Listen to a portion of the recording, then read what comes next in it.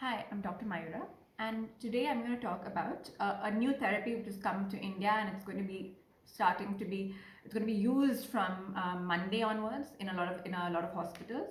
It's called monoclonal antibodies. This therapy was used in US. It's been used in some parts of Europe, in some parts of Saudi, in the Middle East, sorry, and in Singapore and some, and a couple of other places, and now it's been brought to India.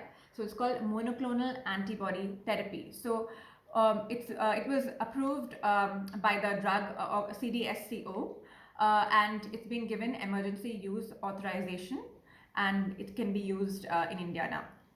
So now, what are monoclonal antibodies? They're basically they are lab-created proteins which mimic the human antibodies against the spike protein of the coronavirus.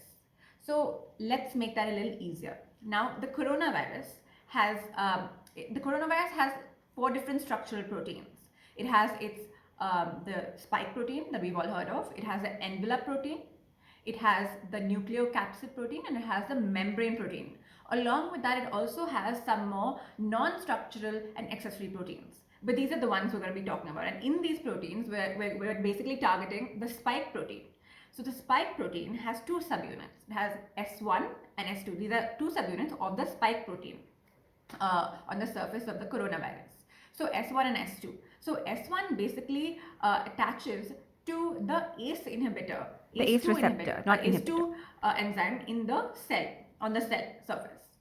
And it produces a conformational change in S2, which then allows for the virus to fuse and enter the cell. So that is how your coronavirus is entering your human cell. So now, what does this monoclonal antibody do? It basically it's developed to go again to fight to inhibit the spike protein attachment. So therefore, to prohibit entry of the virus fusion and entry into the human cell. So it's preventing entry. Now, monoclonal antibody treatment has to be given within the first 72 hours for the most effective treatment in patients mild to moderate COVID patients who are high risk.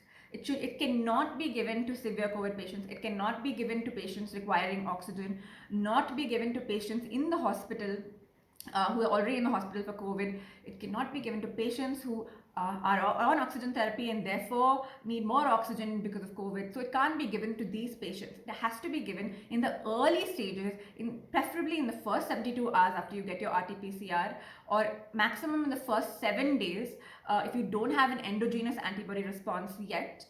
And then it's most effective because it's preventing the virus from entering your cells. If the virus has already entered your cells, it can't do much. So it has to prevent it from entering your cells and then after that replicating and creating everything. So that's how it should be used. Now, who can use this? Who benefits from this treatment, right? So high-risk patients benefit from this treatment in the early days. Like I said, the first 72 hours is the most important. It halts the progression of moderate and mild disease in these patients to transform to severe disease. So it's actually, the clinical trials have said it reduces the severity of progression into severe disease and death by 70%, which is significant. It also shortens the duration, said to shorten the duration of symptoms by 4 days. Now, again, I reiterate, this cannot be used in patients requiring oxygen, patients already in the hospital, patients in the second week, severe patients. So who are the high-risk patients who can benefit from this therapy?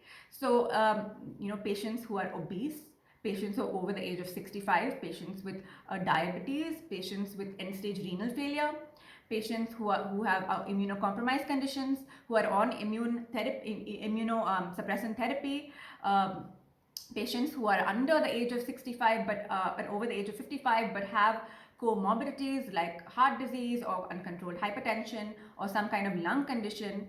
So these are the patients that it can be used in. So these are essentially high-risk patients, and your doctor will have to screen you. Now, what is the cost of this monoclonal antibody therapy? The cost as of now is about 50,000 to 60,000 rupees. So one vial can be used for 2 patients. So the drugs that are being used are casirivimab and imdevimab. So casirivimab and imdevimab. So these are the 2 monoclonal antibodies. It's a neutralizing cocktail of antibodies. So there are 2 more which are also used in US, but this cocktail is being used in India. The dose for this is 1200 milligrams, 600 milligrams each, and it can be given either intravenously or subcutaneously. So intravenously, so you can be given at home, but right now they won't do that. They'll give it only in a hospital setting. So when a high risk patient screened by the doctor first gets a positive RT-PCR and they are high risk, then they can go to the hospital for that one day, get the IV monoclonal antibodies, and be monitored in the hospital for about 6 to 8 hours, and then can return home.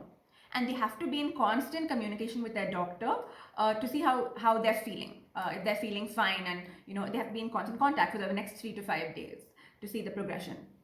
Now, what are the adverse effects that can happen with monoclonal antibodies? So you can have a headache, you can have nausea, you can have diarrhea, you can have dizziness, you can have itching and pruritus, which is rashes, and in small number of people they can have some hypersensitivity reactions like anaphylaxis. So these are the reported adverse effects.